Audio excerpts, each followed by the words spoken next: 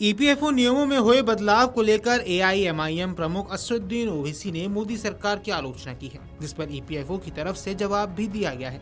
ओवैसी ने ईपीएफ के समयपूर्ण अंतिम निपटान की अवधि को मौजूदा 2 महीने से बढ़ाकर 12 महीने करने और अंतिम पेंशन निकासी की अवधि को 2 महीने से बढ़ाकर 36 महीने करने के फैसले के लिए सरकार पर निशाना साधा है।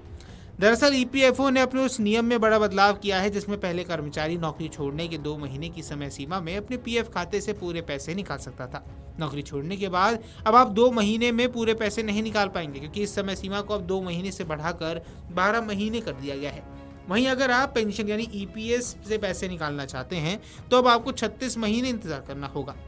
ईपीएफओ के मुताबिक 100% पैसे आप अपने पीएफ खाते से निकाल सकते हैं, लेकिन अपने पीएफ खाते में कम से कम 25% का मिनिमम बैलेंस रखना अनिवार्य होगा। ईपीएफ के इस नए नियम पर असदुद्दीन ओवैसी भड़क गए और कई तरह के सवाल उठाने लगे। असदुद्दीन ओवैसी ने अपने ट्वीट में लिखा, बेरोजगारों में सरकार का बचत उत्सव। पहले बेरोजगारी के 1-2 महीने में आप पूरा पीएफ निकाल सकते थे।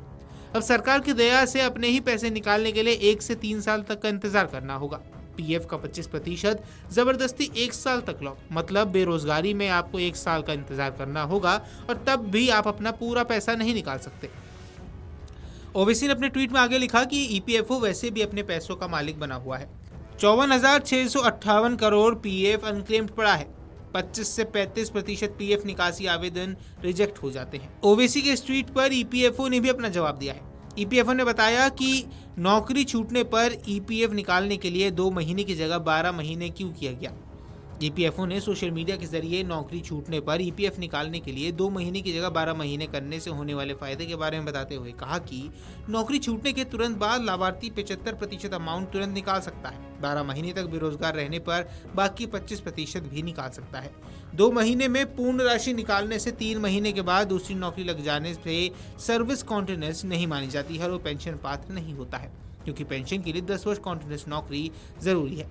इन रिफॉर्म से ईपीएफओ के लाभार्थी को पेंशन हेतु पात्र बनाने में सुविधा होगी। वहीं आपको बता दें, ईपीएफओ के इस पोस्ट पर एआईएमआईएम प्रमुख ने लिखा, पैसा ईपीएफओ का है या मेंबर का। ये लोग किसी रेवड़ी के लाभार्थी नहीं है, बल्कि मेहनतकश नागरिक हैं जिन्हें उनकी ही जमा पूंजी से महरूम किया जा रहा है। मिडिल क्लास के पैसों से सरकार को सब्सिडाइज किया जा रहा है। ईपीएफओ के ट्वीट्स के रिप्लाई जरूर पढ़िए। हर दिन कई लोग ईपीएफओ को टैग करते हैं, क्योंकि अपने ही पैसे निकालने के लिए ईपीएफओ उन्हें कितना परेशान करता है। एआईएमआईएम प्रमुख ने अपने पोस्ट में आगे लिखा कि 25% आपके लिए छोटी रकम हो सकती है, लेकिन एक बेरोजगार इंसान उसी से अपने बच्चों की फीस या घर का किराया चुका सकता है। जो आज मुश्किल घड़ी से गुजर रहा है वो दशकों बाद मिलने वाली पेंशन की उम्मीद से क्या करेगा, और जो रिटायर हो चुका है वो 3 साल तक का इंतजार करके क्या करेगा। चलिए अब उस नियम के बारे में बात कर लेते हैं जो कि बदला गया है। ईपीएफओ द्वारा नौकरी छूटने के बाद पैसे निकालने की समय सीमा को 2 महीने से बढ़ाकर 12 महीने इसलिए किया गया है ताकि पीएफ निकासी आसान हो सके, डिजिटल रूप से पारदर्शी हो सके और लंबी अवधि की बचत को सुरक्षित बनाया जा सके। इसको आप आसान भाषा में ऐसे भी समझ सकते हैं कि जैसे पीएफ खाता धारक अपने पीएफ खाते से अपना पूरा पैसा कई कारणों की वजह से निकाल सकते हैं, जिसमें कर्मचारी द्वारा जमा हुए पैसों या कंपनी द्वारा जमा किए गए पूरे 100% पैसे शामिल होते हैं। पर अब पीएफ खाता धारकों को अपने पीएफ खाते में 25% रकम छोड़ना अनिवार्य होगा। इससे लोगों के पास कुछ अमाउंट पीएफ खाते में रहेगा, जिस पर ब्याज मिलेगा और ये लंबे समय के लिए बचत हो सकती है। अगर आप ये वीडियो YouTube पर देख रहे हैं तो हमारे चैनल को सब्सक्राइब कर बेल आइकन दबाएं, और Facebook पर देख रहे हैं तो हमारे पेज को लाइक करें। अगर आप ये वीडियो YouTube पर देख रहे हैं तो हमारे चैनल को सब्सक्राइब कर बेल आइकन दबाएं, और Facebook पर देख रहे हैं तो हमारे पेज को लाइक करें।